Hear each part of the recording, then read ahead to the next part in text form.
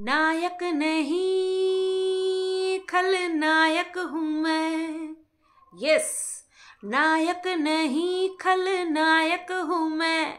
जुल्मी बड़ा दुखदायक हूँ मैं। ये प्यार क्या मुझको क्या खबर, ये प्यार क्या मुझको क्या खबर। बस यार नफरत के लायक हूँ मैं। नायक नहीं खलनायक हूँ मैं। হ্যালো বন্ধুরা, কেমন আছো সবাই? আশা করছি তোমরা সবাই ভালো আছো আর আমিও ভালো আছি। আমার এই যে সিক্স সেন্স বা এই যে অনুমান করার ক্ষমতা ভগবান প্রদত্ত, ঠিক আছে? এতটা বেশি সবসময় সফল হয় সেটা একদমই না, বাট হ্যাঁ বহুলাংশে সফল হয়, বহুলাংশে সেই কথাটা খেটে যায়।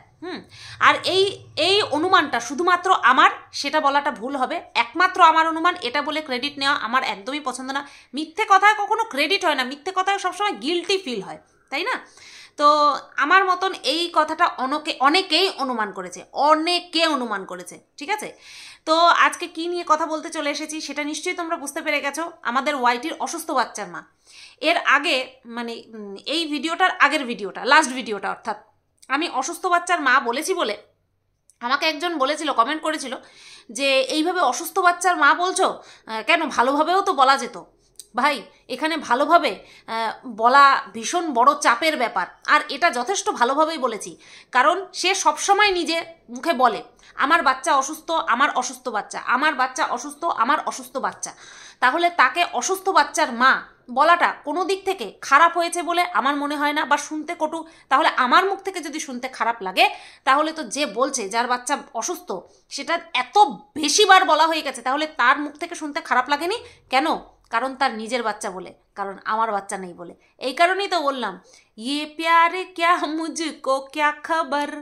কারণ এই গোটা ওয়াইটিবাসী মানে শুধু ক্রিয়েটাররা না, ভিউয়ার্সরাও আমাকে একমাত্র ইঙ্গিত করে যে বাচ্চা সম্পর্কে আমার কোনো আইডিয়া নেই, কারণ আমার বাচ্চা নেই। বাচ্চার প্রতি মায়া মমতা, বাচ্চার জিনিসটা কি, বাচ্চার প্রতি কি ফিলিংস, কি ভালোবাসা, কি হয় না হয়, আমার কোনো আইডিয়া নেই, কারণ আমার বাচ্চা নেই।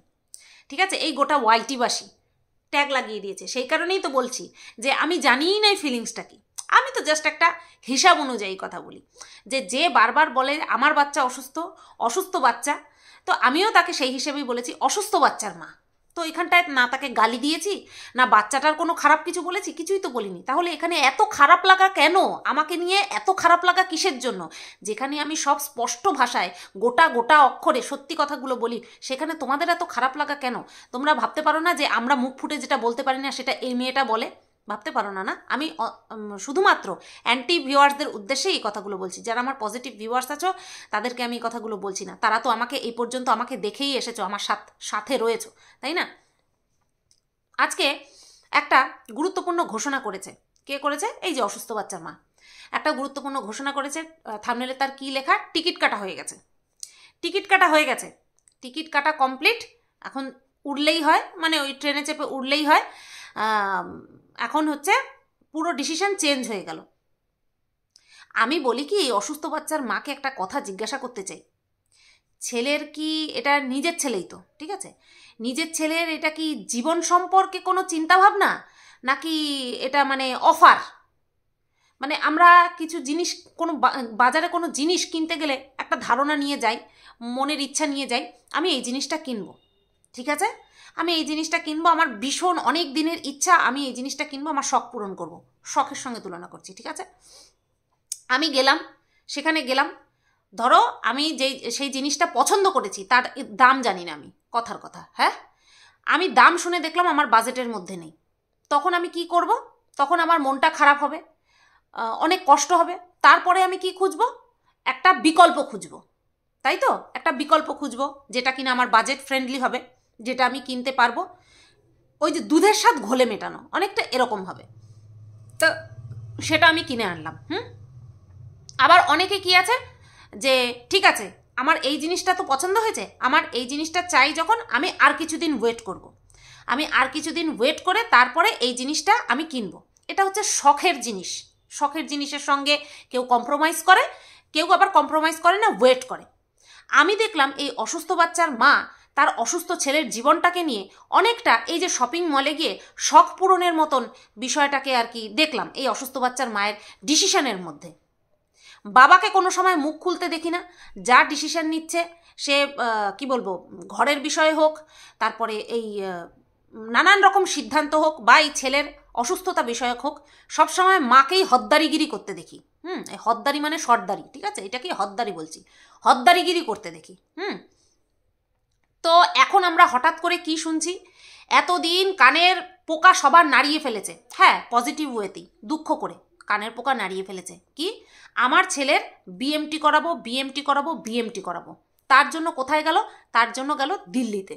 দিল্লিতে গিয়ে সমস্ত টেস্ট পুনরায় করিয়ে নিয়ে তারপরে আবার কি বলল যে এত লক্ষ লক্ষ টাকা লাগবে, আফটার অপারেশন এত খরচ আছে প্রত্যেক মাসে, পুরো গোটা 70 লক্ষ টাকার হিসাব আমাদেরকে দিয়ে দিয়েছে।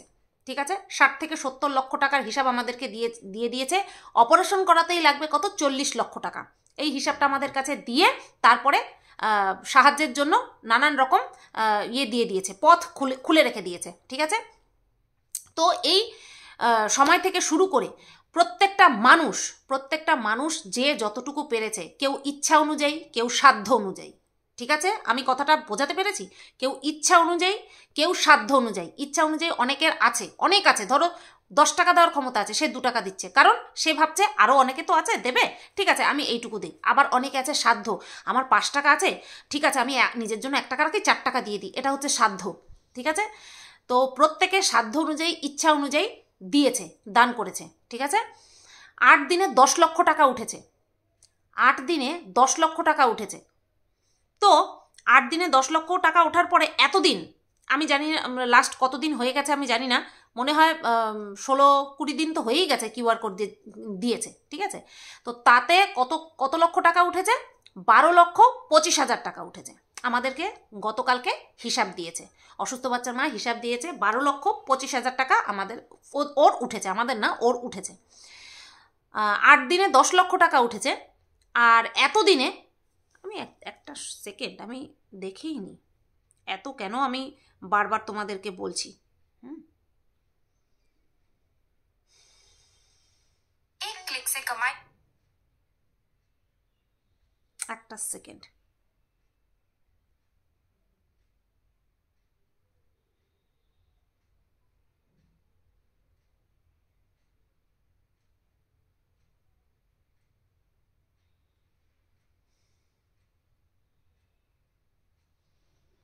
উইকস, 2 সপ্তাহ আগে, 2 সপ্তাহ আগে কিউআর কোড দেওয়া, 2 সপ্তাহের মধ্যে দেখাচ্ছে এখানে, ও বললো কি দেখাচ্ছে এখানে না, ও বললো কি 12 লক্ষ টাকা উঠেছে, 12,25,000 টাকা উঠেছে। আর নিজেদের কাছে কত আছে দেখিয়েছিল, এরকম আছে। আচ্ছা, বাড়ি করার কতদিন পরে এই ঘটনাটা ঘটলো, মানে এই যে বিএমটি করাবে সেইটা নিয়ে কথা উঠিয়েছে বলো তো? 1 বছর, আমি 1 বছর ধরছি, 1 বছর, কারণ আমি প্রথম থেকে তোর ভিডিও দেখতাম না, আমি 1 বছর ধরছি, 1 বছর ধরে দেখি। 1 বছরে ও 5 লক্ষ টাকা ওর অ্যাকাউন্টে জমিয়েছে। এটা যে ইউটিউব করে, যে ইউটিউব থেকে টাকা কামানো শিখেছে, সে অন্তত বিশ্বাস করবে না যে 1 বছরে এত লক্ষ লক্ষ ভিউজ নিয়ে, এত ব্র্যান্ড প্রমোশন করে, ফেসবুক থেকে ইনকাম করে সে তার অ্যাকাউন্টে মাত্র 5 লক্ষ টাকা জমিয়েছে। যার ছেলের কিনা প্রতি মাসে যতবার ব্লাড দিয়েছে ততবার ফ্রিতে দিয়েছে, বা খরচ হলেও মানে একদম সামান্য কিছু খরচ হয়েছে। ঠিক আছে, তো সে পাবলিককে বলছে সে বাড়ি করার পরে তার হাত পুরো খালি হয়ে গেছে, সে মাত্র 5 লক্ষ টাকা তার ব্যাংক অ্যাকাউন্টে আছে, অথচ তার অ্যাকাউন্টে 5 লক্ষ টাকা এই পর্যন্ত এসে দাঁড়িয়েছে। মানে এই গাড়ি কিনেছে, তাও তো 6-7 মাস 8 মাস মনে বছর ঘুরতে গেল গাড়ি কিনেছে। গাড়ি কেনার সময় কত লক্ষ টাকা দিয়ে, কত লক্ষ টাকার গাড়ি কিনেছিল? 8 লক্ষ টাকার গাড়ি কিনেছিল, 2 লক্ষ টাকা দিয়েছিল, বাদ বাকিটা ইএমআই কাটবে। তাহলে যার ব্যাংক অ্যাকাউন্টে 5 লক্ষ টাকা থাকে, তা এখন যদি 5 লক্ষ টাকা হয়, তাহলে যখন গাড়ি কিনেছিল তখন আমি কত ধরতে পারি? 2 লক্ষ টাকা। যার অ্যাকাউন্টে 2 লক্ষ টাকা থাকে, সে কি করে 2 লক্ষ টাকা দিয়ে গাড়ি বুক করতে পারে? আমি একটা জেনারেল হিসাব দিলাম তোমাদেরকে, আমি তো আর কারোর অ্যাকাউন্টে ঢুকেনি, ওর কথা অনুযায়ী আমি বললাম। গাড়ি কিনেছে নিশ্চয়ই ওর অ্যাকাউন্টে কম করে 20 লক্ষ টাকা থাকার পরে তারপরে 2 লক্ষ টাকা দিয়ে গাড়িটা কিনেছে, কারণ মানুষ তো সব শেষ করে দিয়ে তারপরে নিজের শখ পূরণ করে না, তাই না? তারপরে যেই শখের আজাইরা শখ, ঠিক আছে? তো যে গাড়ি কিনতে পারে 8 লক্ষ টাকার মাথার উপরে 8 লক্ষ টাকা 6 লক্ষ টাকা লোন মাথার উপরে রেখে, হ্যাঁ, যে কিনা গাড়ি কিনতে পারে, সে তার হাতের 5খানা আঙুল দিয়ে দেখাচ্ছে তার অ্যাকাউন্টে মাত্র 5 লক্ষ টাকা আছে। ছেলের অসুস্থতা নিয়ে এত মিথ্যে কথা বলতে ও লজ্জা করে না? তোমরা একটুখানি জিজ্ঞাসা করো তো, যার অ্যাকাউন্টে 5 লক্ষ টাকা থাকে সে 8 লক্ষ টাকার গাড়ি কেনার হিম্মত কি করে দেখায়? কি করে হিম্মত দেখায় 8 লক্ষ টাকার গাড়ি কেনার? তাকে তো শোধ করতে হবে, তাই না? তাকে তো শোধ করতে হবে। সবচেয়ে বড় প্রশ্ন হলো, যে কিনা জানে শুরুর থেকেই যে তার ছেলের এই একটা পার্মানেন্ট রোগ রয়েছে, তার আগের কথা হচ্ছে যখন বাচ্চা হওয়ার সময় মায়েদের সমস্ত রকমের ব্লাড টেস্ট করায় তখনই ধরা পড়েছিল, ঠিক আছে? তখনই ধরা পড়েছিল। তো তখন থেকে নিশ্চয়ই জানতো না যে ওরা ইউটিউবে আসবে, এত বড় একটা প্ল্যাটফর্ম পাবে, এত টাকা ইনকাম করবে, ঠিক আছে? জানতো না। যবে থেকে ইনকাম করা শুরু করেছে তবে তো ছেলের জন্য ভাবা উচিত ছিল কি না? আচ্ছা, তখন জানতো না যে বিএমটি বলে কিছু আছে বা পার্মানেন্ট ট্রিটমেন্ট বলে কিছু হয়, তখন জানতো না। কিন্তু যখন এই যে দিল্লি গেল, তার আগে একবার দিল্লি গেছিল, দিল্লি না চেন্নাই, যেখানে গিয়ে সংসার পেতেছিল, তার আগে এখানকার জেনারেল যখন আর কি ও ওই যে প্রেগনেন্ট হয়ে গেল, সেই সময়কার যখন ও গেছিল, তখন তার আগে যাওয়ার সময় এখান থেকেই একজনের টাইটেল থাম্বনেল দিয়ে নিজের ভিডিওতে দিয়েছিল, একজনের সম্পর্কে নিজের ভিডিওতে টাইটেল থাম্বনেল দিয়েছিল যে 40 লক্ষ টাকা দিয়ে বিএমটি করাতে হবে, বোন ম্যারো ট্রান্সপ্লান্ট, এটা পুরোটা লিখেছিল, ঠিক আছে? তখন আমি ভেবেছিলাম যে ওর নিজের ছেলের করাচ্ছে। যখন দেখলাম যে না, ওর নিজের ছেলের না, অন্যের ঘটনা একটা নিজের থাম্বনেলে বড় করে চিপকে দিয়েছে, তখন ওই বিষয়টা নিয়ে আমি ওকে নিয়ে ফার্স্ট কন্ট্রোভার্সি করি। তো তখন থেকে ও জানতো যে 40 লক্ষ টাকা লাগে বিএমটি করাতে, তাহলে তখন গাড়ি কেনেনি, তখন থেকে কেন টাকা জমানো শুরু করেনি? আর এখন এই এত দিন পরে এসে এরকম দেখাচ্ছে 5 লক্ষ টাকা আছে ওর অ্যাকাউন্টে। ওর যদি সত্যি ওর যদি 5 লক্ষ টাকা থাকে না, আমি না বেশি কিছু বলার নেই, কারণ যেটা আমরা দেখছি না, আইডিয়া করতে পারছি, বাট আইডিয়া অনুমান এখানটায় খাটে না, বলতে পারি না। বাট আমি একজন ইউটিউবার, তো আমি একজন মানে কি বলবো, মনিটাইজড আমার চ্যানেল, আমি বুঝি ওর অ্যাকাউন্টে কত থাকতে পারে। ও যে এইভাবে ছেলেরকে সামনে রেখে যে দেখালো না ওর অ্যাকাউন্টে 5 লক্ষ টাকা আছে, ও ঠিক করেনি কাজটা। ও দরকার হয় বলতো না, কিন্তু মিথ্যে কথা বলল। ও মিথ্যে কথা বলেছে, ডাহা মিথ্যে কথা বলেছে যে ওর অ্যাকাউন্টে 5 লক্ষ টাকা আছে, ঠিক আছে? আচ্ছা, তারপরে কি হলো? তারপরে এখন ওর টিকিট কাটা হয়ে গেছে, পুনেতে যাবে, পুনেতে নিয়ে গিয়ে ছেলের চিকিৎসা করাবে। কি চিকিৎসা করাবে না, একজনের কাছে শুনেছে যার সন্তানের নাকি এরকম, সে পুনেতে এরকম দামি ইঞ্জেকশন দিয়ে অ্যান্টেজিন না কি একটা নাম বললো না, তো সেই ইঞ্জেকশন দিয়েছে, প্রচুর দামি ইঞ্জেকশন দিয়েছে, দিয়ে সে নাকি এখন সুস্থ আছে। তো একে বলছে, মানে অসুস্থ বাচ্চার মাকে বলছে তার ছেলেকে নিয়েও যেন ওখানটায় যায়।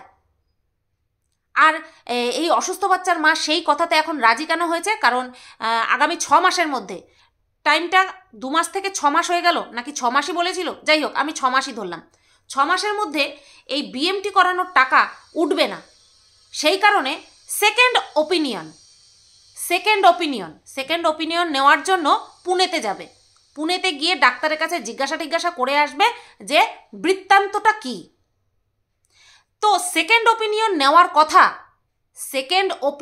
নেওয়ার কথা 12 লক্ষ টাকা বিএমটির নাম করে মানুষের কাছ থেকে ঘাপলাবাজি করার পর তারপরে মনে পড়ল যে সেকেন্ড ওপিনিয়ন নিতে হবে। আমার যখন সাধ্য নেই বিএমটি করানোর মতন, আমার নিজের যখন সামর্থ্য নেই বিএমটি করানোর মতন, তখনই তো আমার সেকেন্ড ওপিনিয়ন নেওয়ার দরকার ছিল, সেকেন্ড, থার্ড, ফোর্থ, যত খুশি ওপিনিয়ন তখন নেওয়ার দরকার ছিল। মানুষের কাছে বিএমটি করাবই আমি, চিকিৎসা করাবই আমি, বিএমটি আমি করাবই, এই বলে 12 লক্ষ টাকা ঝাঁপিয়ে নিয়ে এখন বলছে আমার সেকেন্ড ওপিনিয়ন চাই, কারণ যা আমি আশা করেছিলাম তা হয়নি, তা আমার ওঠেনি। বলছে আমার উঠেছে 12,25,000 টাকা, আর আমার কাছে যা আছে তাই গুনছে 13, 14, 15, 16, 17, প্রায় 17 লক্ষের কাছাকাছি। 12,25,000 টাকা, আর ও বলেছিল আমার কাছে 5 লক্ষ টাকা আছে। তাহলে 12 লক্ষ আর 5 লক্ষ, 12,25,000 আর সাথে 5 লক্ষ কত হয়? 17,25,000 হয়। তা সত্ত্বেও বলছে 17 লাখের কাছাকাছি। কত কত কত মিথ্যে কথা বলতে হয় রে, কত মিথ্যে কথা বলতে হয়, টাকা পয়সা নিয়ে কত মিথ্যে কথা বলতে হয়। ছেলে অসুস্থ, ছেলেকে আমি ঠিক করব, যার পর নাই তাই করে ঠিক করব, যেভাবে হোক আমি টাকা জোগাড় করে ঠিক করব। এর তো সেরকম কোনো টেন্ডেন্সিই দেখছি না। এর পুরো মোটিভ ছিল পুরো 40 লক্ষ টাকা এ সোশ্যাল মিডিয়া থেকেই তুলবে, পুরো 40 লক্ষ টাকা সোশ্যাল মিডিয়া থেকে তুলবে, বাবা মা হিসাবে মুখে বুড়ো আঙুল মুখে ঢুকিয়ে তারপরে সোশ্যাল মিডিয়া থেকে পুরো 40 লক্ষ টাকা তুলবে। সেটা যখন হয়নি, এখন এর মাথায় এসেছে সেকেন্ড ওপিনিয়নের কথা। কত সুন্দর, এত মানুষ এর কাছে 12 লক্ষ টাকা তুলে দিয়েছে। 12 লক্ষ টাকা, মুখের কথা। 12 লক্ষ টাকা হাতে তুলে দিয়েছে, 12 লক্ষ টাকা তুলে নিয়ে এখন বলছে আমি সেকেন্ড ওপিনিয়ন নেব, সেকেন্ড ওপিনিয়ন নেব, তাও ইঞ্জেকশনের নামটা পর্যন্ত ঠিক মতন বলতে পারছে না। মানে এ ছেলেকে আদৌ কি ভালোবাসে? একে আদৌ ছেলের সুস্থতা চায়? হ্যাঁ, আদৌ কি ছেলে সুস্থতা চায়? সোশ্যাল মিডিয়াতে এসে মুখ উঁচু করে বলছে আমি সেকেন্ড ওপিনিয়ন নেব, এদিকে তার টিকিট কাটা কমপ্লিট।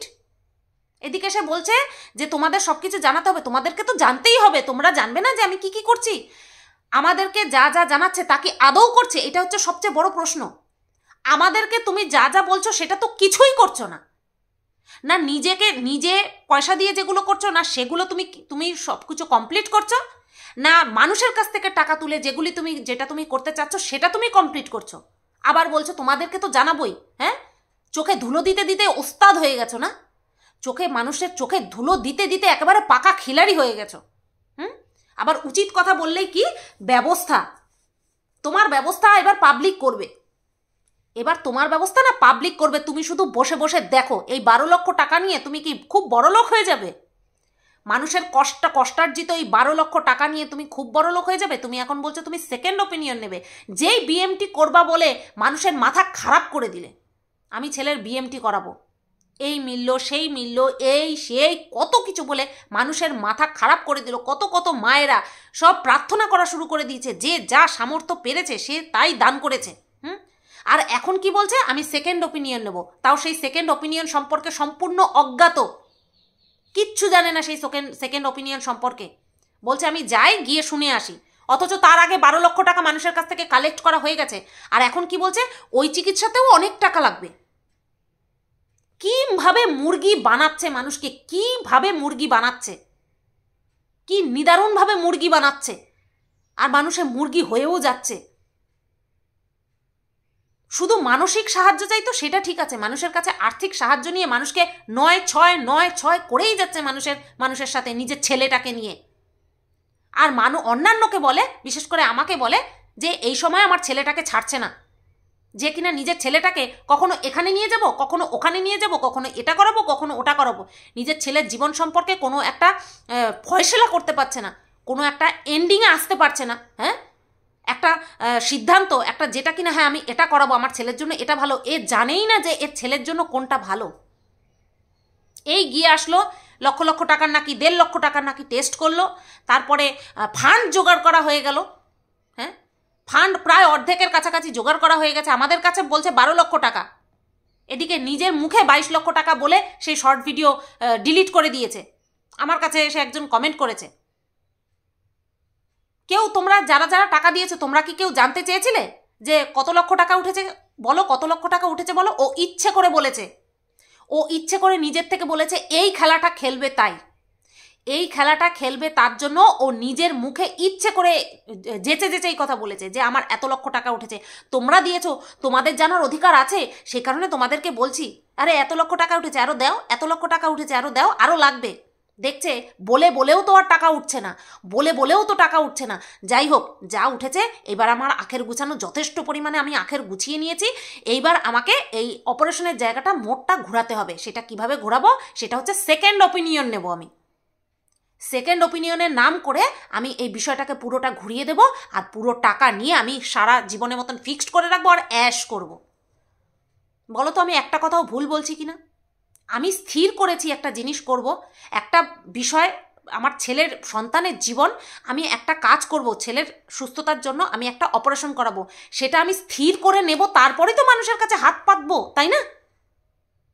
আর আমি এই আশা রাখবো কেন যে আমি পুরো 40 লক্ষ টাকা আমি দর্শকদের কাছ থেকেই তুলবো? এত বড় দুঃসাহস আর এত লালসা আসে কোথার থেকে ওর? আসে কোথার থেকে?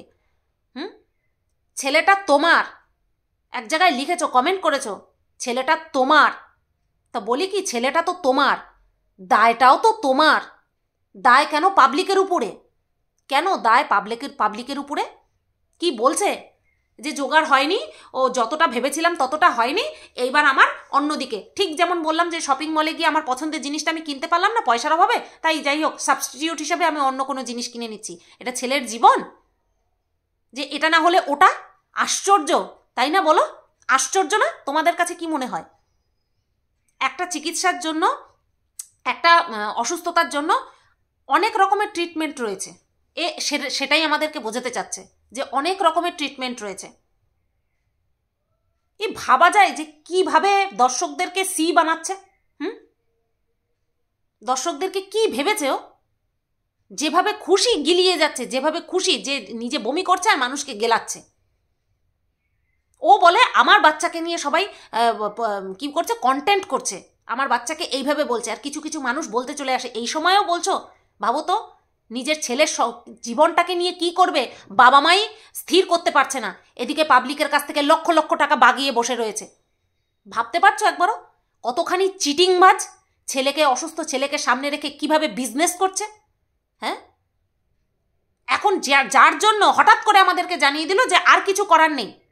6 মাস কিন্তু এখনো হয়নি, এখনো 6 মাস হয়নি, 1 মাসও হয়নি, মাত্র 2 সপ্তাহ হয়েছে। 2 সপ্তাহে 12 লক্ষ টাকা উঠেছে। ওর বোঝা হয়ে গেছে যে আর উঠবে না, ব্যাস এইবার লোটা কম্বল আমি পুটলিটাকে বেঁধে নিই। পুটলিটাকে তো ফেলে রেখেছিলাম না, আঁচলটাকে তো ফেলে রেখেছিলাম, এবার আঁচলের থেকে নিয়ে সব একেবারে ফিক্সড করে দাও, ঢুকিয়ে দাও ব্যাংকে।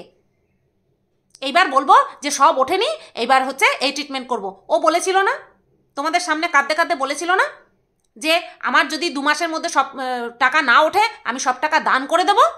বলেছিল না যে সব টাকা দান করে দেব? দেখো এখন গল্পের মোড় কোন দিকে ঘুরালো, পুনের দিকে। এখন ইঞ্জেকশনের দ্বারা ছেলেকে সুস্থ করে আনবে, যেই সম্পর্কে সম্পূর্ণ অজ্ঞ, কিছু জানেই না যে আমি এটা করাবো, যে এটার দ্বারা কি হতে পারে। শুধু ফোনে ফোনে আলাপ আলোচনা হয়েছে, তাতে করে বিএমটির ডিসিশন চেঞ্জ, আপাতত স্থগিত। বিএমটির ডিসিশন আপাতত স্থগিত। তোমরা কি বলো? তোমরা আরও যদি টাকা দাও এই কথাটা শুনে, কারণ কান্নাকাটি করে কমেন্টের রিপ্লাই দিয়ে আর টাকা মনে হয় উঠছে না। এইবার গোটা ডিসিশনটাই চেঞ্জ করে দিল যাতে তোমরা আরও দাও। কি চিটিয়াল বাবা রে বাবা, কি চিটিয়াল! নিজের ছেলেটাকে, ওইটুকু বাচ্চাকে সামনে রেখে কিভাবে বিজনেস করছে মা হয়ে! ছি ছি ছি ছি ছি। আমি তোমাদেরকে বলেছিলাম না, আমার সাথে সাথে আরও অনেক মানুষ বলেছিল যে ও আদৌ অপারেশন করাবে না, ওই সমস্ত টাকাটা নিয়ে বিলাসিতা করবে, ফুর্তি করবে। ও নিজেই তার সবচেয়ে বড় একেবারে নিজের ভান্ডার নিজেই ফাটিয়ে দিল। আবার বলছে যে এই ট্রিটমেন্টে এলজি কোম্পানির সন্তানও নাকি এই ট্রিটমেন্ট করিয়েছে, এই পুনের ট্রিটমেন্টটা করিয়েছে। আর এই ট্রিটমেন্টটা সর্বোচ্চ একজনের পয়সা খরচ হয়েছে 1 কোটি টাকা। তাহলে ভাবো, আর সেটা বলছে কি, যার ইমিউনিটি পাওয়ার যেরকম সেরকমভাবেই খরচা হবে।